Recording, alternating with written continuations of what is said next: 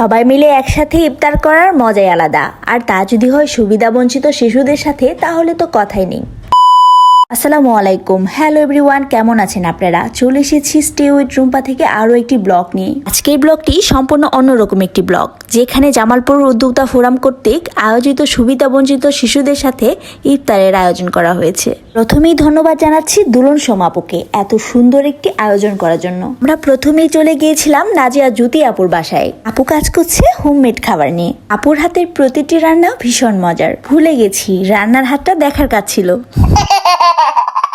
এদিকে আমরা সবাই হাতে হাত লাগিয়ে কাজ করছিলাম। আসলে সবাই হাতে হাত লাগিয়ে কাজ করার মজাই আলাদা। ওই যে কথা আছে না, দোষ মিলে করি কাজ, হারি জিতি নাহিলাজ। ইফতারের সময় হয়ে যাচ্ছিল, আমরা দ্রুততার সাথে কাজ শেষ করার চেষ্টা করছিলাম। এদিকে বৃষ্টি আপুও চলে এসেছে, আর বৃষ্টি আপু এসেই আমাদের সাথে কাজ শুরু করে দিয়েছে। আমি দেখছিলাম তার হাতের চুড়িগুলো কি সুন্দর, তাই না? সবকিছু গুছিয়ে আমরা বের হয়ে পড়লাম। আসলে এ ধরনের মানবিক কাজগুলোতে থাকতে আমার অনেক ভালো লাগে। আমরা রিক্সার জন্য অপেক্ষা করতে করতে রিক্সা পেয়ে গেলাম। এটি কোন জায়গা বলেন তো?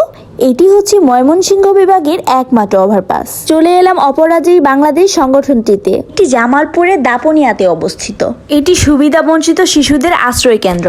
এখানে প্রবেশ করতে চোখে পড়বে এক অসাধারণ পরিবেশ। এই সংস্থাটি বহুদিন থেকে পরিশ্রম করে যাচ্ছে সুবিধাবঞ্চিত শিশুদের জন্য। তাদের সাথে আমাদের পার্থক্যটা কোথায় জানেন? তাদের সাথে আমাদের পার্থক্যটা হচ্ছে ভাগ্য তাদের এখানে নিয়ে এসেছে। তাদের মৌলিক চাহিদাগুলো যেন সঠিকভাবে পূরণ হয়, এটি হচ্ছে এই সংস্থাটির মুখ্য উদ্দেশ্য।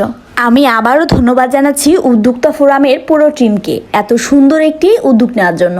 এদিকে ইফতারের সময় হয়ে গেছে। আমরা মেয়েরা একটি আলাদা রুমে বসেছিলাম ইফতারের জন্য। বাচ্চারা বাইরে বসেছিল, তাই তাদের স্লিপ নেওয়া হয়নি। অপরাজেয় সংস্থাটিকে আবারও ধন্যবাদ এত সুন্দর একটি পরিবেশ মেনটেন করে শিশুদের মৌলিক চাহিদা পূরণ করার জন্য।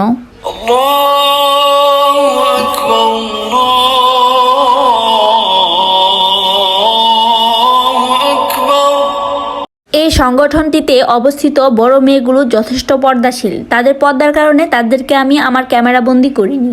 তারা আমাদের সাথেই বসে ইফতার কমপ্লিট করেছিল।